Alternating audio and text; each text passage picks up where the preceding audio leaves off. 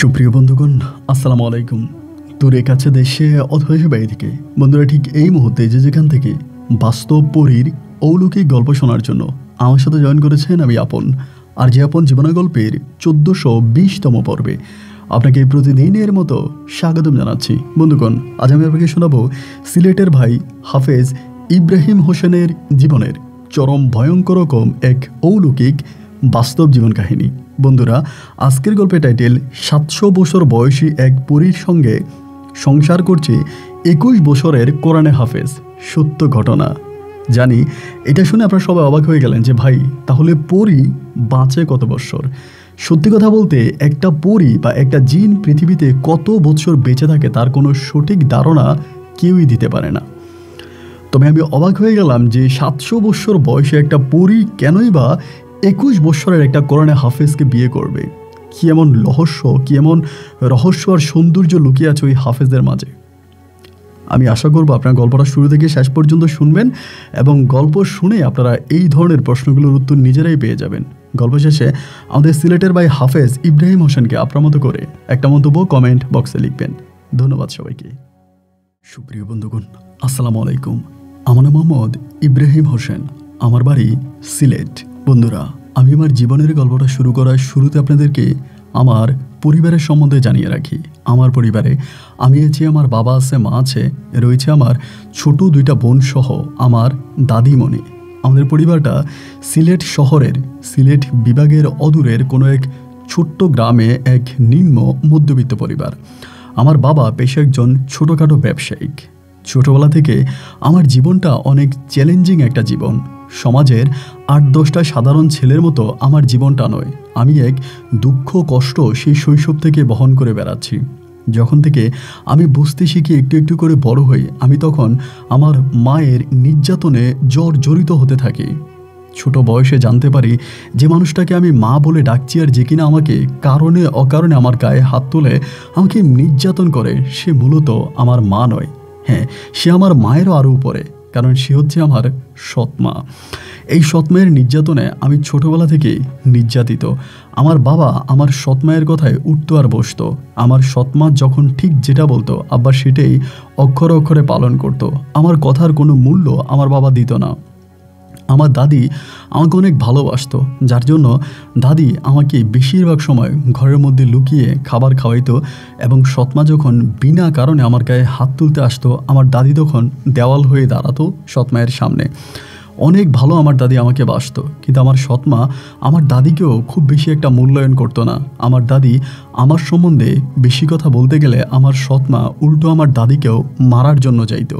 এমন একটা পরিবারে আমি আস্তে আস্তে করে বড় হতে থাকি। গ্রামের ভাষায় একটা কথা বলে, যার কুল নাই কিনারা নাই তার কিছুই নাই। যে সময়তে একমাত্র দাদিই ছিল আমার একমাত্র ভরসা, যিনি আমাকে আদর করতো, যত্ন করতো এবং মায়ের ওই অভাবটা কিছুটা হলেও আমার পূরণ করতো। আল্লাহ আমার ওই শৈশবে আমার সেই দাদিকে আমার কাছ থেকে কেড়ে নেয়। হঠাৎ করে এক রাতে আমার দাদি মারা যায়। দাদি যখন মারা যায় আমার কাছে মনে হয় যেন গোটা পৃথিবীটা আমার জন্য অন্ধকার হয়ে গেছে। আমি আমার দাদিকে এত বেশি ভালোবাসতাম যা বলে বোঝাতে পারবো না। দাদির মৃত্যুতে আমি সম্পূর্ণভাবে ভেঙে পড়ি। আমি এমনও ছিলাম, রাতের বেলায় কান্না করতে করতে নাকি আমি দাদির কবরে চলে যেতাম এবং এরকমও হতো সকালবেলা মানুষ মসজিদ থেকে ঘরে ফেরার পথে দাদির কবর থেকে আমাকে বাড়িতে নিয়ে আসতো। আমি দাদির কবরে গিয়ে ওখানেই ঘুমিয়ে যাইতাম। আমার ছোট্টকালের এই স্মৃতিগুলো এতটুকুই আমার মনে আছে। এই করতে করতে এবার আমার দাদি যখন মরে যায় তখন আমার সৎমায়ের অত্যাচারের মাত্রা আরও বেড়ে যায়। এবার সৎমা এমনভাবে অত্যাচার করতে শুরু করে যা বলে আমি বোঝাতে পারবো না। প্রতিনিয়তই উনি আমার গায়ে হাত তোলে, আমার সাথে খারাপ ব্যবহার করে এবং বাবা কিছু বলতে গেলে উল্টো বাবাকে উনি মারে। এভাবে নির্যাতিত হতে হতে একদিন হলো কি, আমার পেটে খুব খিদা লাগছিল। সকালবেলা আমার সৎমা আমারে বলছিল আব্বারে টাকা দিয়ে আসার জন্য। আমার কিছু টাকা দিল, বলল আব্বা যে দোকানে আছে আব্বার যাতে আমি টাকাগুলো দিয়ে আসি। তুই ছোট মানুষ, সৎমা আমার টাকা দিছে। আমি ওই টাকাগুলো হাতে করে নিতে নিতে কই জানি আমার টাকাগুলো পড়ে গেছে। সকালবেলা আব্বার দোকানে যাইতেছি, টাকাগুলো কোথায় জানি পড়ে গেছে। এখন আমি চিন্তা করতেছি টাকা তো পড়ে গেছে, এখন আমি আম্মারে কি দিব? আর আব্বারে তো আমি যদি টাকা না দিই সৎমাই তো আমাকে মারবে। আমি ওই দিন কী করলাম, আর বাড়ি আসলাম না।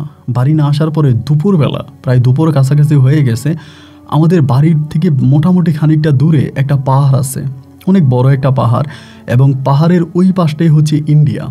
ওই পাশে হচ্ছে ইন্ডিয়া, এ পাশে বাংলাদেশ, এবং বাংলাদেশের মধ্যেই ওই পাহাড়টা ছিল। পাহাড়টা মোটামুটি বেশ খানিকটা বড়ই। আমি বড় দুপুরে করলাম কি, ওই পাহাড়ের উপরে গিয়ে বসে আছি এবং বসে বসে কান্না করতেছি। যেহেতু টাকাগুলো হারাই ফেলছি, আমি মাকে কি বলবো, বাবাকে কি বলবো, বাড়ি গেলেই তো আমাকে মারবে। তো আমি কী করলাম, ওই পাহাড়ের উপরে বসে বসে কান্না করতেছি।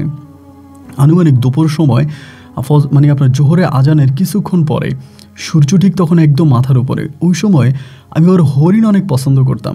দেখবেন ওই সময়টাতে ছোটো ছোটো বাচ্চারা হরিণ ধরতো। আমি আবার হরিণ অনেক পছন্দ করতাম। একটা হরিণ ছিল, গোয়ালি হরিণ আমরা বলতাম, যেটা শরীরটা ছিল অনেকটা আর্মিদের পোশাকের মতো। আর্মিদের পোশাকের মতো পোশাক পরে থাকতো, আমরা এটাকে গোয়ালি বলতাম। তো হঠাৎ করে দেখলাম একটা গোয়ালি হরিণ এসে আমার সামনে বসছে।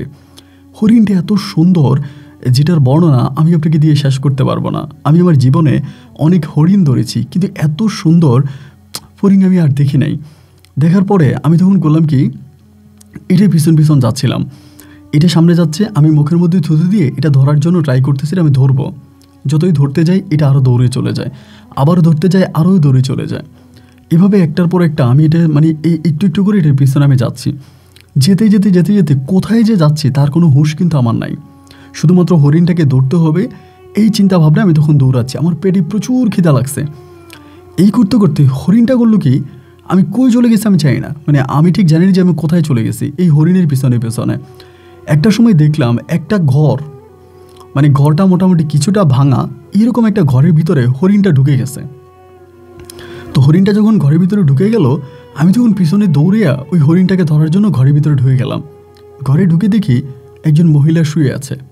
মোটামুটি আমার মায়ের থেকেও আরও বেশি বয়স কম, আমার দাদির থেকে একটু বয়স কম হবে এরকম।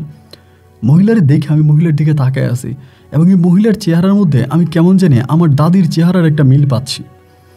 আমার মরে যাওয়া দাদির চেহারার একটা মিল মনে হয় আমি মহিলার চেহারাটার মধ্যে পাচ্ছি। আমি মহিলাটার মুখের দিকে অবাক হয়ে তাকিয়ে আছি। মহিলা আমারে বলে, তোমার নাম কি? আমি বলে, আমার নাম ইব্রাহিম। তা বলে, তোমার বাড়ি কই? আমি কিন্তু আমার বাড়িঘরের ঠিকানা খুব জানতাম না, মানে ছোটো মানুষ ছিলাম তো, বাড়িঘরের ঠিকানাও তো আমি বলতে পারি না। আর আমি ছোটোবেলা থেকেই আমার বাবা মায়ের নাম ব্যতীত আমি আমাদের গ্রামের নামও জানতাম না। তো আমার ওই আদো আদো যতটুকু মনে আছে অতটুকুই বলি। তা আমি তখন কিছু বলি না, আমি কান্না করতেছি। পরে মহিলা ওখান থেকে উঠছে, উঠে আমার বলে, কিছু খাবা? আমি বললাম, হ্যাঁ খাবো, আমার অনেক খিদা লাগছে। এই কথা বলা মাত্রই তিনি আমাকে ভাত দিল, মাছ দিল।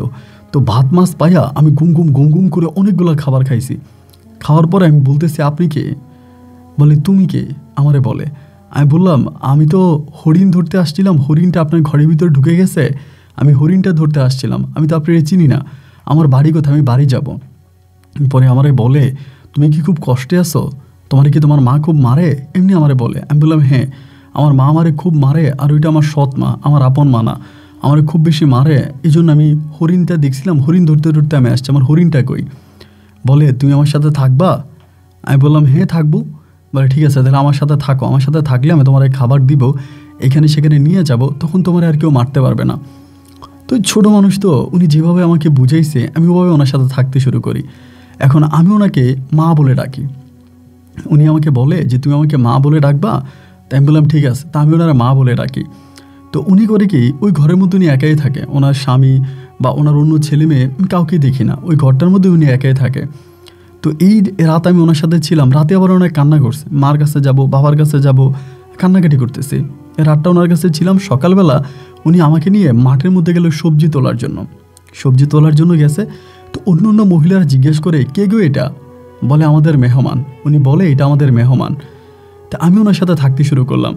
উনি আমাকে প্রচুর খেলনা দিচ্ছে, মানে গাড়ি, এটা সেটা অনেক খেলনা আমাকে দিচ্ছে, আমি খেলতেছি, মানে অনেক খেলনা আমাকে দিতেছে, আমি খেলতেছি আর ওনার সাথে থাকতেছি।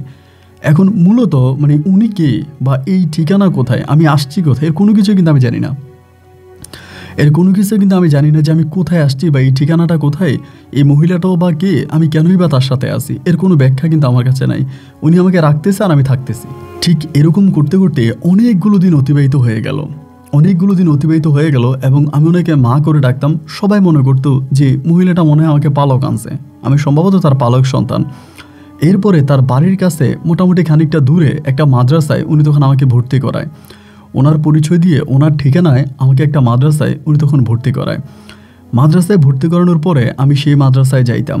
উনি আমাকে নিজে দিয়ে আসতো, আমাকে আমার নিজে নিয়ে আসতো, নিজে নিয়ে যেত, নিজে নিয়ে আসতো, যার জন্য এই মাদ্রাসায় আমি তখন পড়াশোনা করতে শুরু করি। উনি আমার প্রতি খুব কেয়ারিং ছিল, আর আমি মুহূর্তের মধ্যে আমার সৎমা আর আমার বাবাকে প্রায় ভুলে গেছি। ওনাদের কথা আমার খুব বেশি একটা মনেও হয় না, কারণ উনি তো আমাকে কোনো কিছুর অভাব দেয় না। আমার যখন যা লাগে, যেটাই লাগে, উনি আমার সমস্ত অভাব পূরণ করতেছে। আমাকে নিয়ে ঘুরতে যাইতেছে, আমাকে খাবার খাওয়াইতেছে, আমি যখন যেটা বলি সেটাই করতেছে। এরকম করতে করতে তারপরও মাঝে মাঝে আব্বা আম্মার কথা মনে হইলে আমি ওনারে বলতাম। উনি বলে ওখানে গেলে তোমারে মারবে, তুমি ওখানে যাইও না। তো আমি যাইতাম না। এই করতে করতে উনি আবার প্রতিদিন সকালবেলা আমাকে মিষ্টি খাইতে দিত। অনেক ধরনের মিষ্টি আমাকে সকালবেলা খাইতে দিত, আমি মিষ্টিগুলো খাইতাম। এই করে করে কতদিন ওনার কাছে আমি ছিলাম তার কোনো হিসাব নাই। যেমন ওনার কাছে কতদিন ছিলাম। একদিন হলো কি, রাতের বেলা আমি শুয়ে আছি। আমি রাতের বেলায় শুয়ে আছি, এমন সময় আমার ওই মা, মানে আমাকে মায়ে ডাকতাম, উনি দিয়ে কার সাথে জানি কথা বলতেছে, পরে কার সাথে কথা বলতেছে শুই না, মানে আমার হঠাৎ ঘুমটা ভেঙে গেল। ঘুমটা যখন ভেঙে গেল, আমি দেখতেছি ওনার পাশে খুবই সুন্দরী একটা মহিলা বসে আছে। মানে দেখতে কিছুটা ওনার মতোই বয়স হবে এরকম, বাট ওই মহিলার চুলগুলো একটু অন্যরকম, আর চেহারাটা মনে হলো খুব ফর্সা, যেন মুখ থেকে আলো বেরোচ্ছে। এক অদ্ভুত রকমের চেহারা। আমি ওই মহিলার মুখের দিকে তাকিয়ে আছি। পরে আমি ওনার দেখা, যেহেতু মাদ্রাসায় পড়তাম, হুজুরা বলে দিছে অপরিচিত পুরুষ হোক মহিলা হোক যাকেই দেখো সালাম দিবা, এটা হুজুরের মাদ্রাসার বলা আছে। তো মহিলাটাকে দেখা মাত্রই আমি তখন সালাম দিলাম, আসসালামু আলাইকুম। উনিও খুব সুন্দর করে উত্তর নিল, ওয়ালাইকুম আসসালাম। আমারে বলে মিষ্টি খাবা? আমি বললাম খাবো। তো আমার হাতে তখন একটা মিষ্টি দিল। আমি যখন মিষ্টিটা খাচ্ছি, আর ওই মহিলাকে তো আমি মা ডাকি। আমি বললাম, মা এটা কে? বলে এটা তোমার আন্টি, আন্টির কোলে যাবা? আমি বললাম, না আমি যাব না। উনি কে? এত রাতে উনি কেন আসছে আমাদের ঘরে? বলে উনি তো প্রতি রাতেই আসে।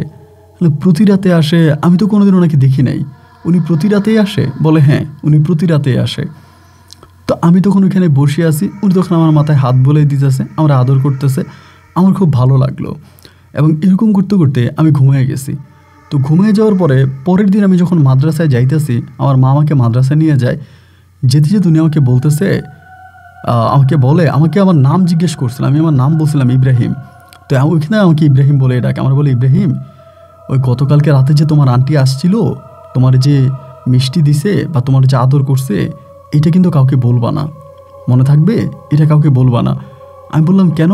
আন্টি আমাদের বাসায় আসছে, এটা কাউকে বললে কি হবে? আমার মা আমাকে বলতেছে, বললে অনেক সমস্যা হবে, বললে মানুষ তোমাকে মারবে, তুমি কারো কাছে বইলো না যে তোমার আন্টি আসছে, তোমাকে মিষ্টি দিছে, তোমার আদর করছে, মনে থাকবে? আমি বললাম, আচ্ছা ঠিক আছে, আমি কখনোই কারো কাছে বলবো না, আর যে আন্টি আমাদের কাছে আসছে, আমার ঘরে আসছে, আমাকে আদর করছে, আমি বলবো না। বলে আচ্ছা ঠিক আছে আমার লক্ষ্মী বাবা, তাই মাদ্রাসায় যাও। এরকম করে মাদ্রাসায় যাইতাম, আসতাম। মাঝে মাঝে আন্টিরে দেখতাম রাতের বেলা আমাদের ঘরে আসে, আমার খাবার দেয়, আমি খাবার খাইতাম। এবং এরকম করতে করতে আমি প্রায় এখানে 2 থেকে 3 বৎসরের মতো কাটাইয়া দিই। আমার বয়স তখন আনুমানিক প্রায় 9 বৎসরের কাছাকাছি। তখন কিন্তু আমি অনেকটাই বড়। তো অনেকটাই বড় হওয়ার পরেও আমার ওই বাবার ঠিকানা কোনো কিছুই কিন্তু আমার মনে নাই। আমার সৎ মায়ের ঠিকানা, আমার বাবার ঠিকানা, এর কোনো কিছু আমার মনে নাই। আমি ওই মহিলাটার সাথেই আছি। কিন্তু একটা কথা বলতে আমি ভুলে গেছিলাম, আমি যাকে মা করে ডাকতেছি উনিও একজন ফারাজগার মহিলা। 5 ওয়াক্ত নামাজ পড়ে, দিনের পথে চলে, এবং খুবই ধর্মপ্রিয় একটা মানুষ।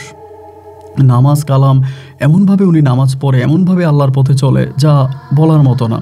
রাত জেগে উনি তাহাজ্জুদ পড়ে, রাত জেগে আল্লাহর ইবাদত করে, মানে আর 1 ওয়াক্ত নামাজও কাজা করে না, খুব পর্দা করে ঘরের বাইরে যায়। তো অনেকেই মনে করতো যে বুড়ি আমাকে পালক আনছে, মানে যার ঘরে আমি আছি উনি সম্ভবত আমাকে পালক নিয়ে আসছে, এই জন্য আমি ওনার সাথে থাকতেছি, এটা অনেকেই তখন মনে করতো। তো যাই হোক, আমি তখন ওনার সাথে থাকতেছি, এরকম করতেছি। ওই মানে আমার আন্টি যাকে বললো, ওই আন্টিটা তখন আসে যায়। আন্টির নাম ছিল হচ্ছে আলেয়া আন্টি আসে যায় রাতের বেলায়। তো 9 থেকে 10 বছর বয়সে আমি মোটামুটি কিছুটা হইলেও বুঝে গেছি যে ওই আলেয়া আন্টিটা কোনো মানুষ নয়, উনি কোনো মানুষ নয়, উনি একজন প্রেতাত্মা বা উনি একটা জিন, এটা আমি তখন বুঝতে পারতাম।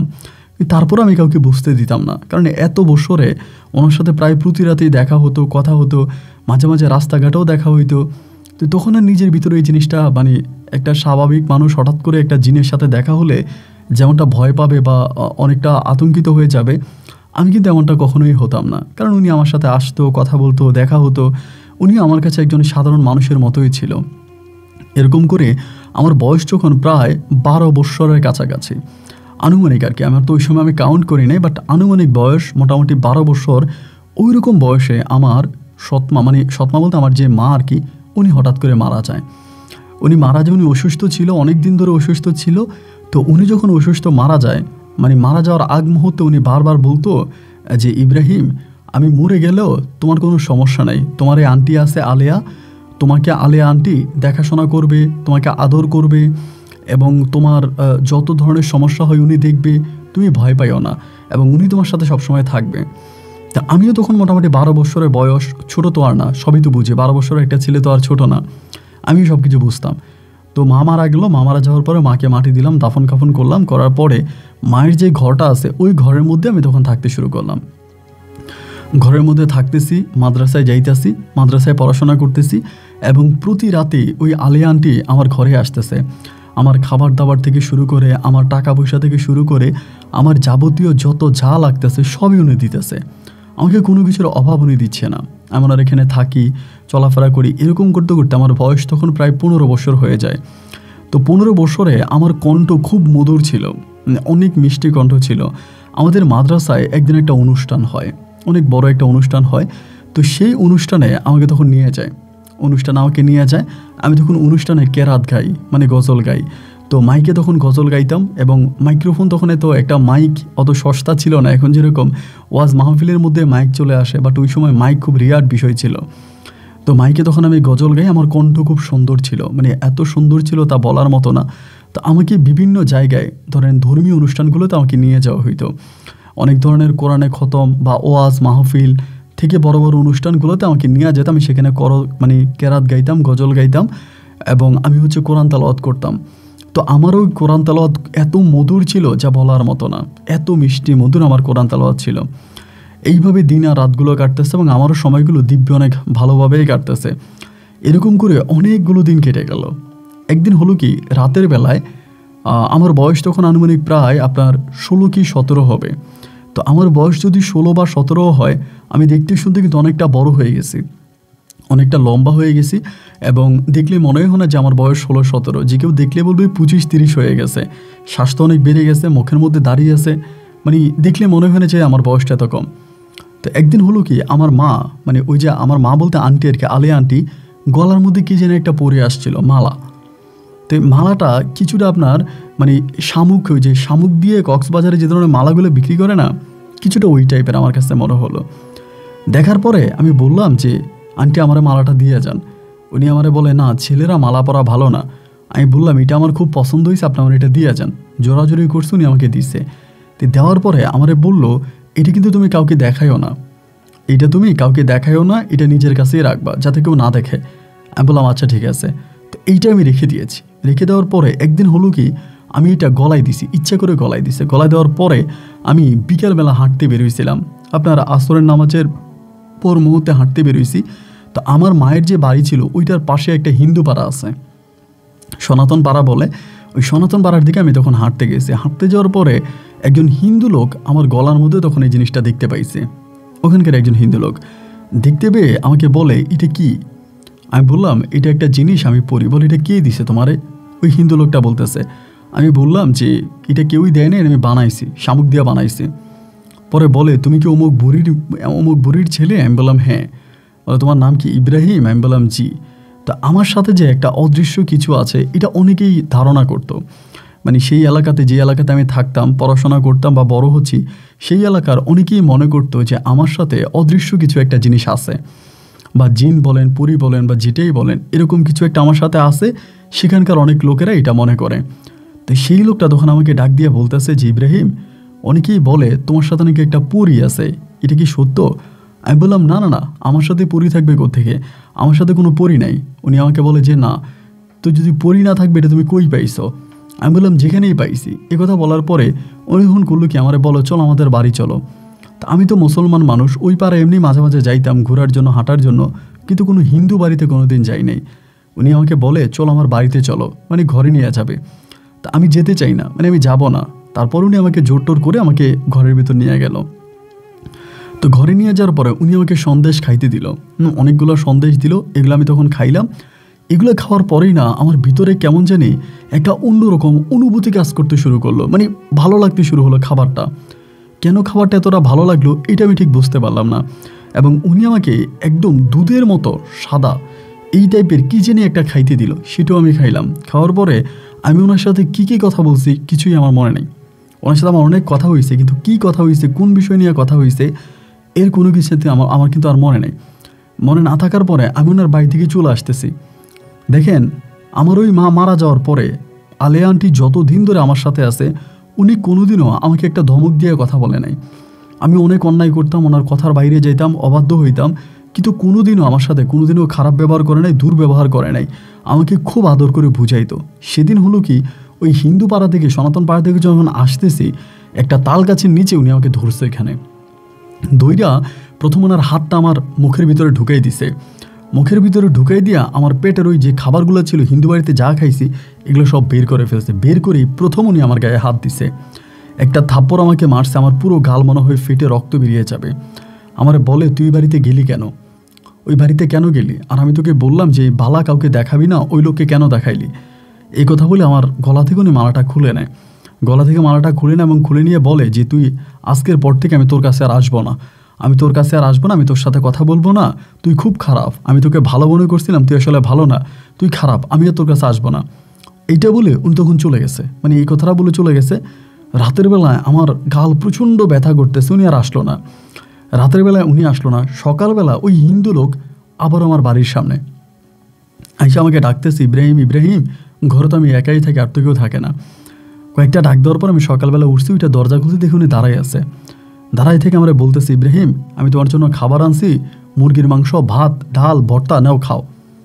তো আমি না বুঝতে পারলাম না যে এই লোকটা আমার প্রতি হঠাৎ করে এত ভালোবাসা কেন দেখাইতে শুরু করলো। এটাতে আমি ভালো করে চিনিও না, এর সাথে আমার তেমন কোনো সম্পর্কও নাই, কিন্তু হঠাৎ করে আমার প্রতি তার এত মায়া ভালোবাসা বেড়ে যাওয়ার কারণটা কি? আমাকে বলে, নাও তোমার জন্য নিয়ে আসছি, খাও।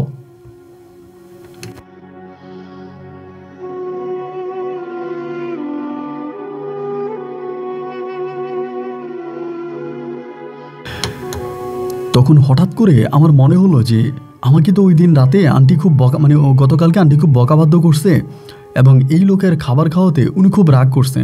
না না না, আমি ভুলেও আর এই লোকের খাবার খাবো না, আমি খাবার খাচ্ছি না। উনি আমাকে বলতেছে, ইব্রাহিম খাও, আমি তোমার জন্য নিয়ে আসছি। আমি বললাম যে না, আমি এই খাবার খাবো না, আপনি নিয়ে যান। উনি বলে, কেন নিয়ে যাব কেন, আমি তো তোমার জন্য নিয়ে আসছি, খাও না। আমি বললাম যে না, আমি খাবো না, আমার খেতে ইচ্ছে করতেছে না।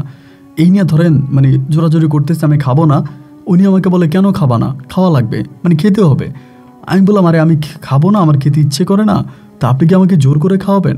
এরকম করে আপনি কি আমাকে জোর করে খাওয়াবেন? উনি আমাকে বলে, খাও। এই বলেই সে আমার হাতটা ধরছে। এখন এই লোকে যখন আমার হাত ধরে বা আমার শরীরে টাচ করে, আমি তখন বুঝি না যে আমার ভিতরে কী জানি হয়ে যায়, মানে আমি আর আমার ভিতর থাকি না। এই বলে উনি তখন আমাকে খাবারটা খাওয়াই দিল। আমি খাইলাম। খাওয়ার পরে আমার বলতেছে, আমার সাথে চলো, আমার সাথে চলো বলছে। আমি সাথে সাথে আমার ব্যাগ ট্যাগ সব কিছু রেডি করে ফেলতেছে। আমি জানি না যে উনি আমাকে কেন নিয়ে যাচ্ছে, কোথায় নিয়ে যাচ্ছে।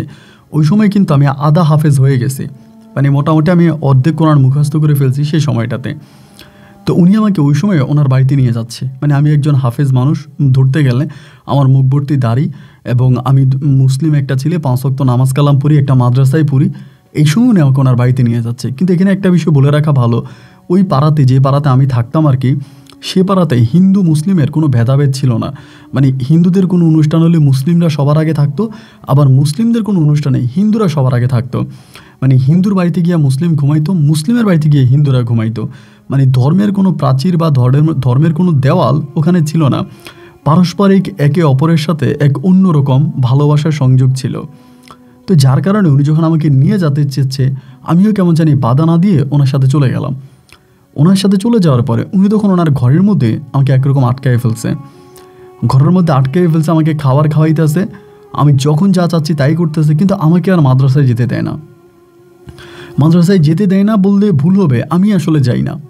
মানে আমাকে যে উনি কী করছে, আমি ওনাকে ছাড়া কিছুই বুঝি না, মানে ওনাকে ছাড়া কিছুই বুঝি না। ঘরের মধ্যে থাকতেছি, ওনার সাথে থাকতেছি, যখন আমার বোরিং লাগে, বিরক্ত লাগে, ওনার একটা মেয়ে আছে, নাম হচ্ছে সোনালি। ওই সোনালি তখন আমার কাছে আসে। আমার কাছে আইসা আমার সাথে কথাবার্তা বলে, আমার সাথে খেলে বা আমার সাথে আমি যখন যা বলি সব শোনে। ওই সোনালি মেয়েটা আমার থেকে বয়সে হয়তো আনুমানিক 1 বছরের ছোট হবে। ওর সাথে তখন আমার একটা অন্যরকম সম্পর্ক হয়ে যায় এবং উনি আমাকে বলে উনি সোনালিকে আমার কাছে বিয়ে দিবে, মানে সোনালির বাবা বলে। তা আমি বললাম আমি হচ্ছি মুসলমান, আপনারা হচ্ছেন হিন্দু, তা আমি সোনালিকে কীভাবে বিয়ে করব। মানে উনি আমাকে বলে আমি প্রয়োজনে সোনালিকে মুসলিম বানায়া হলেও আমি তোমার কাছে বিয়ে দিব, কারণ সোনালি তোমাকে অনেক পছন্দ করে। মানে এই কথাগুলো উনি সবসময় বলতো। এক কথায় বলতে গেলে আমার জীবনের কোনো অপূর্ণতা সোনালি বা সোনালির পরিবার রাখতো না।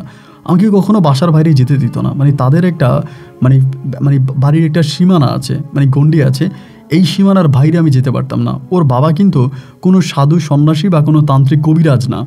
ওর বাবা একজন সাধারণ মানুষ, মানে সাধারণ একজন গ্রামের মানুষ, ঠিক এরকমই। উনি কিন্তু কোনো কবিরাজ না, কোনো কিছুই না।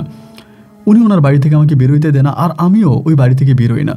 মাঝে মাঝে আমার ওই মায়ের কথা, মানে আন্টির কথা মনে হয়, আলে আন্টির কথা, যে উনি আর আসে না, ওনার সাথে আমার দেখা হয় না। আমি ওনাকে অনেক মিস করি, ওনার কথা মনে হয়, মনে মনে ওনাকে ডাকি, কিন্তু উনি তো আর আসে না। ওই যে সেদিন নারিকেল আপনার গাছের নিচে আমার উপর রাগ করে আমাকে মেরে আমার গলা থেকে এটা খুলে নিয়ে গেল, এরপর উনি আর কোনোদিন আমার কাছে আসে নাই, এই পর্যন্ত আর আসে নাই। আর আমিও না আস্তে আস্তে আস্তে আস্তে করে ওনাকে ভুলতে শুরু করছি, মানে অনেকটা ওনাকে ভুলে গেছি। এরকম করে যেহেতু আমার কোনো ঠিকানা নাই, মানে আমার কোনো মা নাই, বাবা নাই, বা আমার কোনো সঠিক আত্মীয় স্বজন নাই, যার জন্য ওই হিন্দু পাড়া থেকে আমাকে নিয়ে আসার জন্য কেউ যাইতো না। কেউ যাইতো না যে হিন্দু পাড়া থেকে আমাকে নিয়ে আসবে, আমি কেন হিন্দু পাড়ায় থাকবো। আমার কোনো গার্ডিয়ান না থাকার কারণে ওই হিন্দু পাড়ায় আমি তখন স্থায়ী হয়ে গেলাম। আমি তখন আর নামাজও পড়তাম না, কোরআন তেলাওয়াতও করতাম না। মানে ধর্মের পুরো বাঁধন আমি তখন ছিন্ন করে ফেলি। ধর্মের কোনো বাঁধনে আমি নাই, হিন্দু পাড়ায় থাকতেছি, সোনালির সাথে ঘুরতেছি, এবং একটা পর্যায়ে এই সোনালির প্রতি আমি অনেকটাই দুর্বল হয়ে যাই। সোনালিকে আমার ভীষণ রকমের ভালো লাগে, এবং সোনালির প্রতি আমি এতটাই দুর্বল হয়ে যাই যে আমি সোনালিকে বিয়ে করার জন্য পাগল হয়ে যাই। তো এদিক দিয়ে সোনালির বাবাকেই হিন্দু সম্প্রদায়ের লোকেরা কিন্তু বকাবাধ্য করতেছে। আমারে কেন রাখছে, কেন আমি এই বাড়িতে থাকতেছি, আমাকে রাখলো কেন, এই জন্য খুবভাবে হচ্ছে খারাপ ব্যবহার করতেছে। আমার মানে ওনাকে পাড়া থেকে বের করে দিবে, এরকম একটা অবস্থা। উনি সবার সম্মুখে বলে যে প্রয়োজন আমি পাড়া থেকে বেরিয়ে যাব, আমি হিন্দু ধর্ম ছেড়ে মুসলিম হব, তারপরেও আমি ইব্রাহিমকে আমার কাছে রাখবো, আমি ইব্রাহিমকে অন্য কোথাও যেতে দিব না, আমি ইব্রাহিমকে আমার কাছে রাখবো। এই বলার পরে হিন্দু পাড়ার লোকেরা তখন বলল যে ঠিক আছে, যদি তুমি ইব্রাহিমকে এতই পছন্দ করো, এতই ভালোবাসো, তাহলে ইব্রাহিমের জন্য তোমার এতই কিছু, তুমি আমাদের পাড়া থেকে বেরিয়ে যাও, আমাদের পাড়ায় থাকবা, একটা মানে হিন্দু মানে একটা মুসলিম ছেলেকে আইনা রাখবা, তার সাথে তুমি তোমার ছেলে মেয়ে সবাই মিলে থাকবা, এগুলো করবা, এগুলো আমাদের দেখতে হবে না, আমরা এগুলো দেখতে চাই না, আমাদের গণেশ এগুলোতে রাগ করে, তুমি যাও তোমার এই ছেলেকে নিয়ে এখান থেকে চলে যাও। তো এই হিন্দু পাড়ার লোকেরা যখন এইভাবে মানে ওনাকে চাপ দিল, সোনালির বাবাকে চাপ দিল, উনি তখন কি করলো, আমাকে বলে যে ইব্রাহিম আমরা এখান থেকে অন্য কোথাও চলে যাব, আমি আমার শ্বশুরবাড়িতে চলে যাব। তো ওনার শ্বশুরবাড়িও কিন্তু হিন্দু পাড়া। তাই আমি বললাম যে এখানে গেলেও তো আপনি এই সমস্যায় পড়বেন, একটা কাজ করেন, আপনি আমার সাথে আমাদের বাড়িতেই চলেন। আমি যেখানে থাকি ওইটা তো একদম গ্রামের বাইরে, আমার যে বাড়িটা ছিল, ওই আমার যে মায়ের বাড়িটা ছিল, এটা ছিল একদম গ্রামের বাইরে, মানে গ্রামের বাইরে একদম রাস্তার পাশে। ওখানে যদি আমি সারা জীবনও পড়ে থাকি, এখানে ধর্মের কোনো সমস্যা হবে না, কারণ এটাতে মুসলিমরাও দাবি করতে আসবে না ওদের এলাকা, হিন্দুরাও দাবি করতে যাবে না তাদের এলাকা, কারণ আমার ওই বাড়িটা এইরকম একটা জায়গায় ছিল। তা আমি তখন বললাম একটা কাজ করেন, আমরা সেখানেই চলে যাই। উনি বললো ঠিক আছে যাবো, তবে 3 দিন পরে। তো এই 3 দিনে আমি কি দেখতাম, উনি প্রতিদিন রাত প্রায় 1টা বাজে, আনুমানিক 12টা কি 1টা বাজে, একটা মশাল হাতি নিয়ে চলে যেত, এবং আমি তো ঘরে তালা মেরে রাখতাম, ওই ঘরের চাবি আমার কাছ থেকে নিয়ে যাইতো। চাবিটা নিয়ে ওই ঘরে উনি কী করতো সেটা আমি জানি না। প্রায় 4 দিন পরে উনি আমাকে আর সোনালিকে নিয়ে, ওনার ওয়াইফকে নিয়ে, ওনার ছেলে মেয়েকে নিয়ে এই পাড়া থেকে বেরিয়ে গেছে, মানে হিন্দু পাড়া থেকে বেরিয়ে গেছে। বেরিয়ে উনি সে পাড়ায় চলে গেছে, মানে আমি যে ঘরে থাকতাম আগে ওই ঘরে উনি চলে গেছে, ওইখানে উনি থাকতেছে। তো সেই সময়টাতে আমি মাঝে মাঝে রাতের বেলা ওনাকে দেখতাম, উনি ধ্যানে বসতো, কী জানি পড়তো, কী জানি করতো, মানে এই জিনিসগুলো আমি তখন দেখতে পাইতাম। তখন কিন্তু উনি কোনো ধর্ম পালন করতো না, না মুসলিম ধর্ম না হিন্দু ধর্ম, কোনো ধর্মের মধ্যেই ছিল না, কোনো ধর্মই উনি পালন করতো না। উনি ওনার মতো করে চলাফেরা করতো, প্রতিদিন রাতের বেলায়, মানে প্রতি রাতের বেলায় উনি কিসের জানি উপাসনা করতো। উঠানের মধ্যে বসতো, চারপাশে আলো জ্বালাইতো, বা মানে প্রদীপ জ্বালাইতো, মাঝখানে বসে কী জানি পড়তো। এই জিনিসগুলো আমি দেখতাম। মানে আমার কাছে যেটা দেখে মনে হতো উনি কোনো কিছুকে বর্ষে আনার চেষ্টা করতেছে। তো উনি কি বর্ষে আনতেছে ওইটা কিন্তু আমি বুঝতাম না। আর ওই সময় ওনার মেয়ে সোনালির প্রতি আমি পুরোপুরিভাবে দুর্বল হয়ে যাই। মানে আমি সোনালীকে ছাড়া কোনো কিছুই বুঝি না, মানে এমন একটা অবস্থা। ইতিমধ্যে আমার যে মা ছিল আলেয়া, মানে মা বলতে আন্টি ছিল আলেয়া, আলেয়ার কথাও কিন্তু আমার আর মনে নাই। মানে আলেয়ার কথাও কোনো কিছু আমার মনে হতো না। আমি পুরোপুরিভাবে আলেয়াকেও ভুলে গেছি, মানে ওনাকেও ভুলে গেছি। এই হিন্দু পরিবারের হিন্দু লোক, তার মেয়ে, তার ছেলে, সবার সাথে আমি তখন থাকতে শুরু করি। আমার কোনো অতীত নাই, কোনো অতীত আমার মনেও হয় না।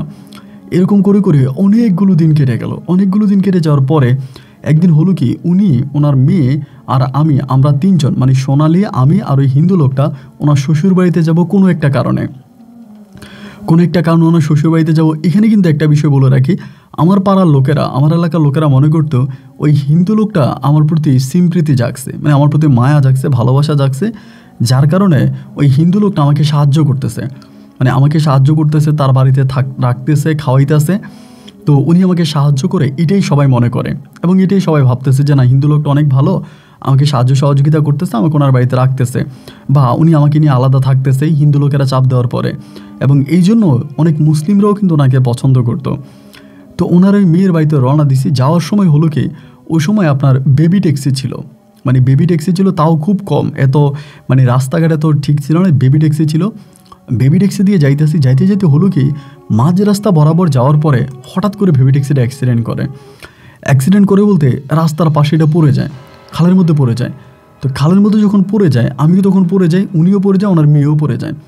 এই অবস্থার মধ্যে আমার কাছে মনে হলো যে আমাকে এইরকম, যে আমাকে ওই মানে বেবি ট্যাক্সি থেকে কিছু একটা হাত দিয়ে টান দিয়ে নিয়ে আসছে। হাত দিয়ে টান দিয়া আমার চোখ মুখের মধ্যে এরকম করে হাত দিয়ে দিছে, আমি আর কিছু দেখি না, আমার কই জানি নিয়ে চলে যাচ্ছে। আমি প্রচণ্ড রকমের বাতাস পাইতেছি, আমি বুঝতেছি যে আমাকে কিছু একটা নিয়ে চলে যাচ্ছে। এরকম করে একটা মানে বনের মতো, বিশাল একটা বনের মতো, চারপাশে বন, ওই জায়গার মধ্যে আমাকে নিয়ে আসছে। আসার পরে আমার মুখ থেকে হাতটা সরাইছে, সরানোর পর আমি দেখতেছি যে এটা হচ্ছে আমার ওই আন্টি আলেয়া। আজ প্রায় বৎসর দেড়েক হয়ে গেছে। বৎসর দেড়েক পরে আমি ওনাকে দেখতে পেলাম এই জায়গায়, এবং ওনাকে দেখার পরে আমি ভয় পেয়ে গেছি একরকম। ওনার চোখগুলো ভীষণ রক্তবর্ণ ছিল, লাল লাল ছিল, খুব ভয়ঙ্করভাবে আমার মুখের দিকে তাকিয়ে আছে, এবং আমি মনে করছিলাম যে আমাকে হয়তো উনি এখন মারবে, মানে এরকম একটা মার মুখে আচরণ উনি মানে দেখাইতেছে আমাকে। তো আমার কাছে আসলো, আয়সা বলে, মানে আমার কাছে আসার পর আমারে বলে, তুই এরকমটা কেন করলি? যে পাড়ায় গেলি বলে, যে লোকের সাথে কথা বললি বলে আমি তোকে মারলাম, তোর পেট থেকে খাবার বের করে ফেললাম, তোর গলা থেকে বালাটা কেড়ে নিলাম, এর পরেও তুই ওই লোকের বাড়িতে কেন গেলি? সকালবেলা ওই লোক খাবার নিয়ে আসলো, তুই খাবার খাইলি কেন? আর খাবার খেয়ে ওই লোকের সাথে চলে গেলি কেন? এগুলো বলতে স্যার ধমকাইতে আসে। আমি তখন নিচের দিকে তাকায় আসি। আমি তাকায় থেকে বলি, আমি তো আপনাকে অনেক ডাকছি, আপনার সাথে কথা বলার অনেক চেষ্টা করছি, আপনি তো আসেন নাই। উনি আমাকে বলে, আমি তোর কাছে যাওয়ার কোনো রাস্তা ছিল না। ওই লোকটাকে তুই যে ভালো মনে করতেছিস, সে ভালো না, সে মূলত আমাকে বর্ষে নেওয়ার জন্য, আমার জন্য সে তোকে এতটা ভালোবাসা দেখাইতে আসে। তার মূল টার্গেট ছিলাম আমি। যাই হোক, আল্লাহর অশেষ রহমতে আমি তোকে বাঁচায় নিয়ে আসছি ওইখান থেকে। তুই আর কোনোদিনও ওইদিকে যাবি না, ওই লোকের কাছেও যাবি না, ওই এলাকাতেও যাবি না। আমি তোকে এখানে রাখবো, এখানে তুই থাকবি, খাবি, এখানে তোর জীবন কাটবে। আমি তখন বললাম যে না, আমি তো এই পাড়ায় থাকবো না, মানে আমি এখানে থাকবো না, আমি সোনালীর কাছে যাব। এবং সোনালী আর আমার প্রেম কিন্তু সে এলাকার সবাই জানতো, মানে ওই এলাকার লোকজন যারা আছে তারা সবাই জানতো যে আমি সোনালীকে পছন্দ করি, এবং সোনালী মুসলিম হয়ে আমাকে বিয়ে করবে। প্রয়োজন আমি সোনালীকে বিয়ে করলে সোনালীর বাবাও মুসলমান হয়ে যাবে। এটাই কিন্তু সে পাড়ার সবাই জানে।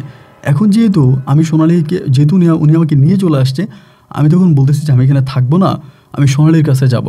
আমি সোনালীকে ভালোবাসি, সোনালীও আমাকে ভালোবাসে। আপনি আমাকে ওইখানে দিয়ে আসেন। আমি এগুলো বিশ্বাস করি না, আমি এই সমস্ত কোনো কিছু চাই না। আপনি তো কোনো মানুষ না, আপনি কেন আমাকে বারবার এসে বিরক্ত করতেছেন? আপনি আপনার মতো থাকেন। উনি তখন আমাকে বলে, হাইরে মানব জাতি, বেঈমান জাতি, তোরে আমি খাওয়াইলাম, পড়াইলাম, তুই তোর সৎমায়ের কাছে মারা যাইতি, তোর সৎমা তোকে মেরে ফেলার প্ল্যানিং করেছিল। সেদিন যদি তুই তোর সৎমায়ের কাছে যায় যদি বলতি আমি টাকা হারাই ফেলছি, ওই দিনে তোর মৃত্যু ছিল। কিন্তু আমি একটা ফড়িং সেজে তোর সামনে গেলাম, সেখান থেকে আমি তোকে অলৌকিকভাবে আমার বান্ধবীর কাছে এনে তোকে আমি দিলাম। আমার বান্ধবীর একটা ছেলে খুব দরকার ছিল তার শেষ বয়সে সাথে থাকার জন্য, আমি তোরে আইনা দিলাম তারে। তোরে আমি একরকম লালন পালন করে বড় করলাম, তোর কোনো অভাব আমি অপূর্ণ রাখি নাই। আর দিন শেষে একটা হিন্দু মেয়ের জন্য তুই আমার সাথে এরকম করে কথা বলতেছিস? আমি চাইলে তোর মাথা থেকে সব কিছু ভুলাই দিতে পারি, তোর অতীত সমস্ত কিছু ভুলাই দিতে পারি, কিন্তু আমি দিব না। আমি তোর অতীত ভুলাই দিব না। আমি দেখতে চাই তুই কী করতে চাস। আমি বললাম যে আমি আপনাকে একটা কথাই বলি, আমি এখানে থাকবো না, আমি এখান থেকে চলে যাব। আপনি আমাকে সোনালির কাছে যেতে দেন, আমি সোনালিকে বিয়ে করব এবং আমি তার সাথেই সংসার করব। আমার এসব কোনো কিছু ভালো লাগে না, আমি এখানে থাকতে চাই না। উনি আমাকে বলে যে আমি তোকে আর ওখানে যেতে দিব না। আমি তখন করলাম কি, মানে ভীষণভাবে রাগ করতে শুরু করলাম, মানে অনেক রকম রাগ করলাম। খাওয়া দাওয়া খাই না এবং উনি আমাকে খাবার দেয়। ওই জায়গাটা ছিল একটা দ্বীপের মতো এবং ওই জায়গাটা খুব সুন্দর ছিল, শুধু নারিকেল গাছ ছিল জায়গাটার মধ্যে, কোনো মানুষ ছিল না। আমি আশেপাশে কোনো মানুষ দেখতাম না, দিন হতো রাত হতো, কিন্তু জায়গাটায় কোনো মানুষ বা কোনো নৌকা টলার, চারপাশে শুধু পানি ছিল, একটা মানে ভীষণ মানে অনেক নারিকেলের গাছ, ওইখানে থাকতাম। তো এখানেই উনি আমাকে রাখতেছে, আমাকে খাবার দিত, আমি খাবার খাইতাম না। আমাকে খাবার দিলে আমি ফেলে দিতাম, আমি বললাম আমি খাবার খাবো না। তো আমারে বলে যে ইব্রাহিম তুমি ভুল করতেছো, তুমি একটা জালে ফাইসা যাইতেছো। সোনালি নামের মেয়েটা ভালো না, ওর পরিবারও ভালো না, তারা তোমাকে উল্টা ফাঁসানোর চেষ্টা করবে, তারা তোমার ক্ষতি করতেছে, তুমি এটা করো না, তুমি ভালো হয়ে যাও, তুমি এই পথ থেকে ফিরে আসো, তুমি মানে খারাপ পথে হাঁটতেছো। আমি ওনার কোনো কথাই শুনি না। আমার কথাই একটা, যে যদি আমি সোনালিকে পাই তো আমি সোনালির সাথেই থাকবো, এছাড়া আমি অন্য কোনো কিছু চাই না এবং আমি আর কিছুই চাই না, আমার সোনালিকে লাগবে। কান্নাকাটি করি, খাওয়া দাওয়া করি না, এভাবে বেশ কয়েকটা দিন কেটে গেল, অনেকগুলো দিনই কেটে গেল। এবং এভাবে সময়গুলো কাটতে কাটতেই উনি তখন আমার ভিতরের ইমোশনটা বুঝতেছে, মানে আমার ভিতরের ইমোশনটা বুঝতেছে যে আমি খাওয়া দাওয়া করি না, ঘুমাই না এবং প্রচুর পাগলামি করতেছি, নিজের মাথা নিচে নারিকেল গাছের সাথে পিটাইতে আসি। এরকম করতে করতে একটা সময় উনি আমাকে বলে তুমি কি চাও? আমি বললাম আমি সোনালিকে চাই, আমি সোনালিকে বিয়ে করব। উনি বলে সোনালি তোমাকে কখনোই বিয়ে করবে না, ওরা শুধুমাত্র তোমার মাধ্যমে আমাকে হাসিল করার জন্য ওরা চেষ্টা করতেছে, মা আর মেয়ে মিলে, তারা কেউই কিন্তু তোমাকে ভালোবাসে না। আমি বললাম আমি এগুলো বিশ্বাস করি না, আমি সোনালির বাবাকে দেখিয়েছি, উনি খুব ভালো মানুষ, আমি ওনার মাধ্যমে সোনালিকে বিয়ে করব, ওরা মুসলমান হবে। উনি মানে আলে আন্টি তখন হাইসা বলে এরা কখনোই মুসলমান হবে না, সোনালিও মুসলমান হবে না, সোনালির বাবাও মুসলমান হবে না, ওরা কখনোই মুসলমান হবে না, এরা তোমাকে মিথ্যা কথা বলতেছে এবং তোমার মাধ্যমে আমাকে হাসিল করার চেষ্টা করতেছে। আমি বললাম যে আমি এগুলো বিশ্বাস করি না, আমি সোনালিকে চাই। এরকমভাবে অনেকগুলো দিন কেটে গেল, উনি একরকম আমাকে ওখানে প্রতিবন্ধী বানিয়ে রাখে, মানে এর মধ্যে আমার কোনো স্মৃতি মনে নাই। আবার যখনই আমার মেমোরি ঠিক হয়, আমি যখনই ঠিক হই, আমি তখনই চিল্লাইতে শুরু করি, মানে কান্নাকাটি করতে শুরু করি। এভাবে কতগুলো দিন কেটে গেল ওই দ্বীপের মাঝে, আমার তার কোনো হিসাব নাই। একটা পর্যায়ে উনি আমাকে বলে যে ইব্রাহিম তুমি কি আসলেই সোনালিকে ভালোবাসো, তুমি তাকে বিয়ে করতে চাও? আমি বললাম হ্যাঁ, আমি সোনালিকে চাই এবং আমি তাকে বিয়ে করতে চাই। উনি আমাকে বলে তাহলে কি আমি সোনালিকে এই জায়গায় এনে দিব? আমি বললাম মানি কি বলতেছেন, এই জায়গায় এনে দিবেন? মানি বলে হ্যাঁ, তুমি যদি বলো আমি সোনালিকে তোমার কাছে এনে দিব, মানে এই জায়গায় আমি সোনালিকে এনে দিব, তারপরে তুমি সোনালিকে বিয়ে করবা, সোনালির সাথে এই দ্বীপে থাকবা এবং কখনোই এই দ্বীপের বাইরে যেতে পারবা না, এখানেই থাকবা, সোনালির সাথে এখানেই সংসার করবা এবং সব কিছু এখানেই হবে, তুমি কখনোই এই দ্বীপের বাইরে যাইতে পারবা না। যদি তুমি রাজি থাকো তাহলে আমি সোনালির সাথে তোমাকে বিয়ে করাই দিব বা আমি সোনালিকে নিয়ে আসবো।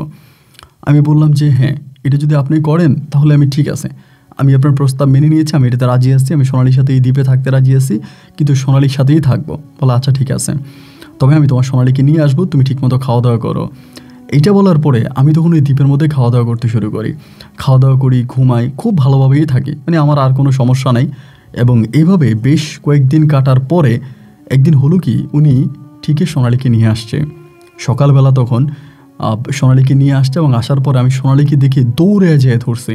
মানে আমার তখন মনে হয় ভিতরটা ফেটে যাচ্ছিল সোনালির জন্য, যে আমি নিঃশ্বাস নিতে পারি না, সোনালির জন্য মনে হয় যেন আমার নিঃশ্বাসটা থেমে যাচ্ছিল।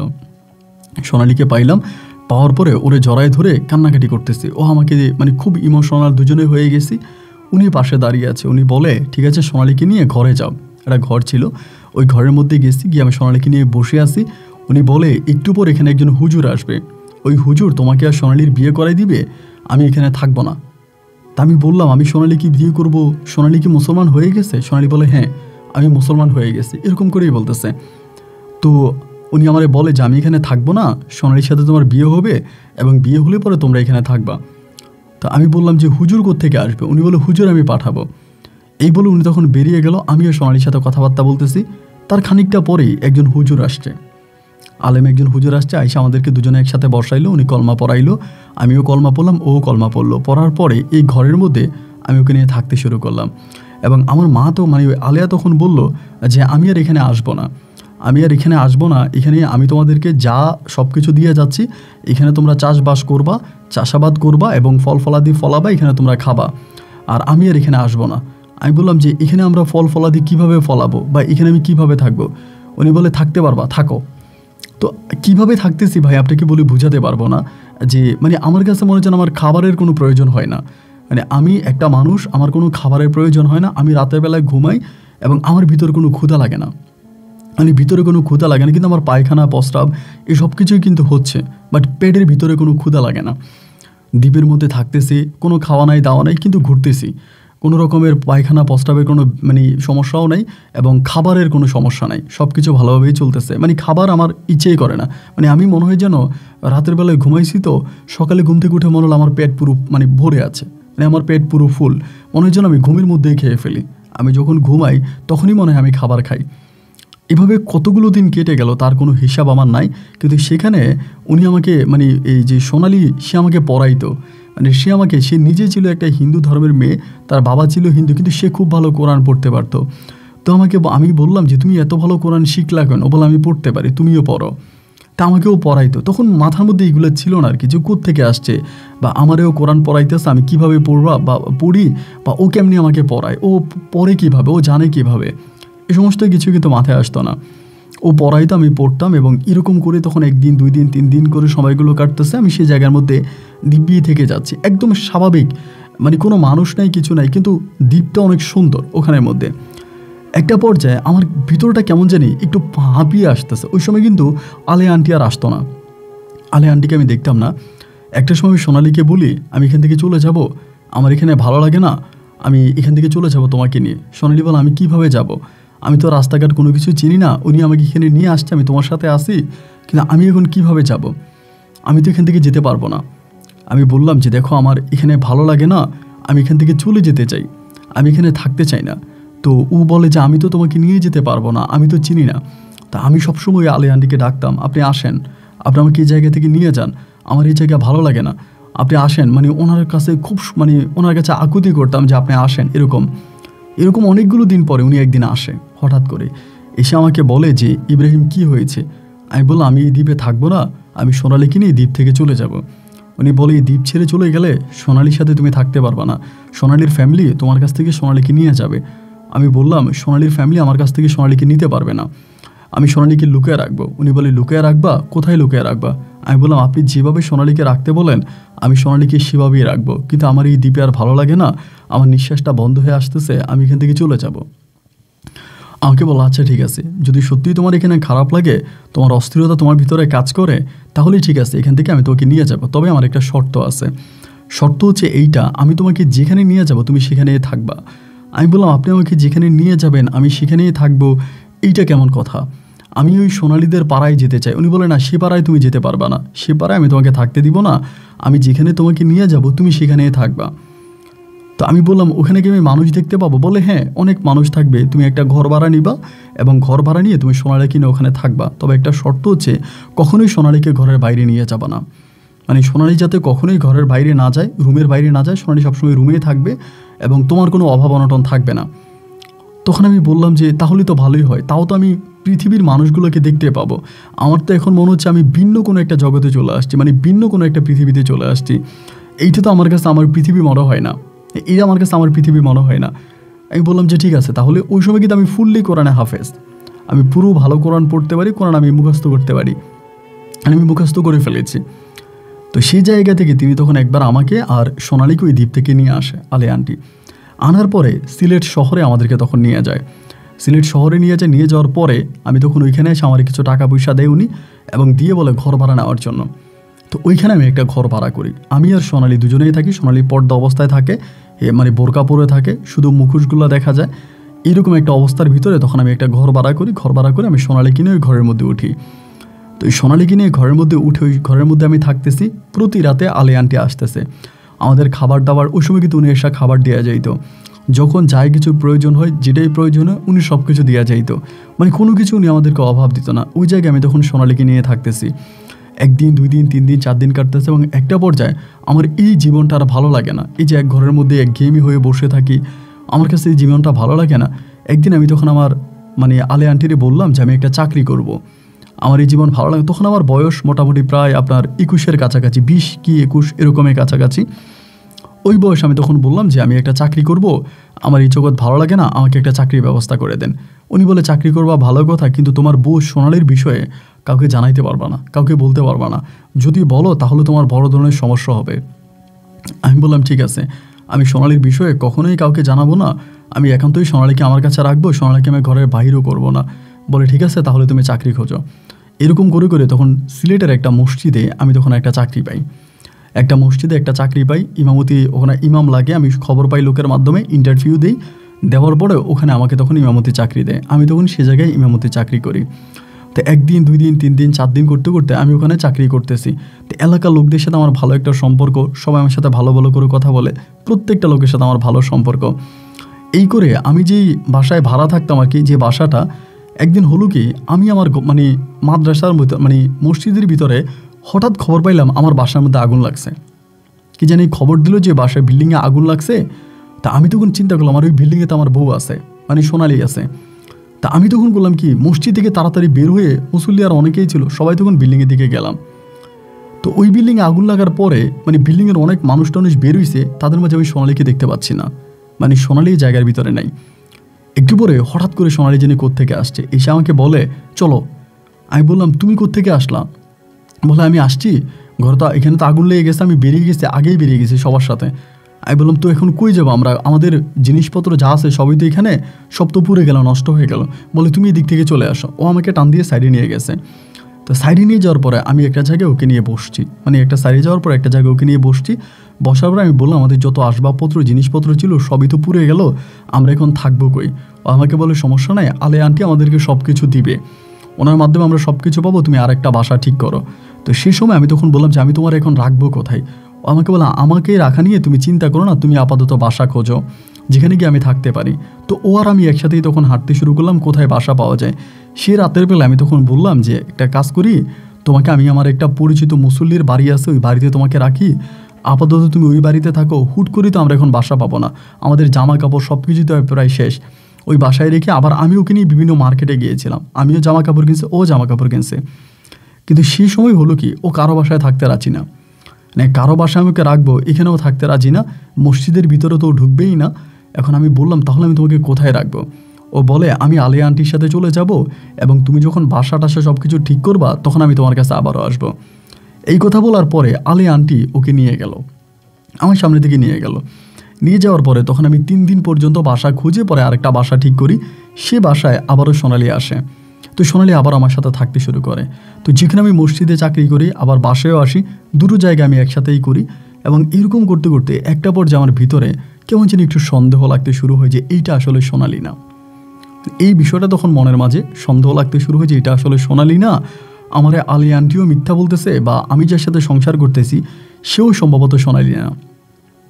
এটা আমার নিজের ভিতরে তার চাল চলন আচার আচরণে অনেক কিছুতেই তখন মনে হলো। হওয়ার পরে আমি তখন সিদ্ধান্ত নিলাম যে ঠিক আছে, আসলেই কি সোনালি আছে? সোনালির গ্রাম তো আমার চেনা আছে, সেই ঠিকানা তো আমি জানি, আমি সেই ঠিকানা একদিন যাব। তো সোনালিকে কোনো কিছু না বলে একদিন সকালবেলা আমি বের হলাম মসজিদে যাওয়ার উদ্দেশ্যে, এবং বের হয়ে সেদিক থেকে আমি রওনা দিলাম যে আমি সোনালিদের বাড়িতে যাব, এবং আদৌ এটা সোনালি কিনা বা ওখানে সোনালি আছে কিনা বা সোনালির কি আমি ওখানে যাব, প্রয়োজন ওর বাবার সাথে আমি কথা বলবো। এই সিদ্ধান্ত নিয়ে আমি তখন রওনা দিলাম। তো ওইখানে আপনার যেতে হবে বাসে। আমি তখন একটা বাসে উঠলাম, বাসে উঠে আমি সেই পাড়ায় যাব, মানে ওইখানে যাব, ওই এলাকাতে যাব। বাসে ওঠার পরে বাসটা ছেড়ে দিল, এমন সময় আমি হঠাৎ করে বাসের মধ্যে দেখি আমার আলিয়া আন্টি দাঁড়ায় আছে, বাসের মধ্যে দাঁড়ায় আছে। দাঁড়াই থেকে আমাকে বলে কই যাও? তা আমি, ওনাকে তো কেউ দেখেন, আমি জানি উনি তো একজন পরী বা জিন। পরে আমি বললাম যে আমি সোনালির খোঁজে যাচ্ছি। বলে সোনালি তো তোমার ঘরে আছে। আমি বললাম যে সোনালি আমার ঘরে আছে, এইটাকে আমার সোনালি মনে হয় না। উনি বলে তাহলে আমাকে জিজ্ঞেস করতে পারতে এটা কি? আমাকে জিজ্ঞেস না করে তুমি কেন সোনালির সন্ধানে যাচ্ছ? আমি বললাম যে আমি আসলেই জানতে চাই যেটা আমার সাথে আছে এটা কি আদৌ সোনালি কিনা। উনি বলে চলো সামনের স্টেশনের নামও, আমি তোমাকে সব কিছু বলতেছি, তুমি সেই পাড়ায় যাইও না। আমি বললাম ওই পাড়ায় আমি যাবো না। বলে না যেও না। সামনের স্টেশন নিয়ে আমাকে নামতে বলে আমি নামছি। নামার পরে উনি আমাকে নিয়ে স্টেশন থেকে খানিকটা দূরে একটা বট গাছের নিচে আমার সাথে বসে আমাকে বলে তুমি কোথায় যাচ্ছ? আমি বললাম আমি সোনালিকে খুঁজতে যাচ্ছি। বলে যে সোনালি তোমার ঘরে আছে তাকে পেয়ে কি তোমার মন ভরে নাই? আমি বলছি ভরছে, কিন্তু তারপরও তাকে কেন জানি আমার সোনালির মতো মনে হয় না। ওই তখন আমাকে বলে ইব্রাহিম তুমি যদি আজকে চলে যাও আমি আর তোমাকে কখনোই আটকাবো না। আমি যদি তোমার কাছে না আসি, তুমি সোনালীর পরিবারে যাওয়ার পরে কিছুদিন সোনালীর পরিবার তোমার সাথে থাকবে, রাখবে। যখন দেখবে আমি আর তোমার কাছে আসি না, সোনালীর পরিবার এমনিই তোমাকে ছেড়ে দিবে। তুমি যার সাথে আছো সে সোনালী না, এটা সত্য। সে আমারই পরিচিত একটা পরী। আমি তাকে সব কিছু বুঝিয়ে বলেছি এবং সে তোমাকে বিয়ে করেছে। আমি বললাম, এটা আপনি কি বলেন? বলে, হ্যাঁ, ওই আমারই সঙ্গী, ওই তোমাকে বিয়ে করেছে, সোনালী রূপে সে তোমার সাথে আসে। সোনালীর বিয়ে হয়ে গেছে একটা হিন্দু ফ্যামিলিতে, আরও বহু বছর আগে। সোনালী সেখানে ভালো আছে, তুমি গেলে সেটাই জানতে পারবা। এরপরও যদি তোমার মন চায় তুমি যেতে পারো, তবে আমি তোমাকে আটকাবো না। তবে তুমি যদি এখান থেকে চলে যাও, তবে আমি আমার বান্ধবী সোনালীকে, মানে যাকে আমি সোনালী রূপে তোমার কাছে রেখেছিলাম, তাকে নিয়ে আমি সরাসরি চলে যাব, আমি আর কখনোই তোমার কাছে আসবো না। আমি বললাম, তাহলে কি আপনি সত্যিই বলতেছেন যে এটা সোনালী না? বলে, না, এটা সোনালী না, তবে সোনালী রূপে সে তোমার সাথে সারা জীবন থাকবে যদি তুমি তাকে রাখতে চাও। তো সে জায়গা থেকে আমি আর সামনের দিকে বের হলাম না, মানে সামনের দিকে গেলাম না। ওখান থেকে আমি তখন আবারও ফিরে চলে আসলাম। আসার পরে আমি তখন যে সোনালীকে আমি পাইছি, সোনালী রূপে যে আমার সাথে আছে, আমি তার সাথে থাকতে শুরু করি। এভাবেই দীর্ঘদিন থাকার পর আমি বললাম যে আমি তো জানি যে তুমি একটা পরী, মানুষ নয়। আমি একদিন তার বয়স জিজ্ঞেস করলাম যে তোমার বয়স কত? ও কিন্তু ছোট, মানে ওর বয়স কিন্তু বাড়ে না।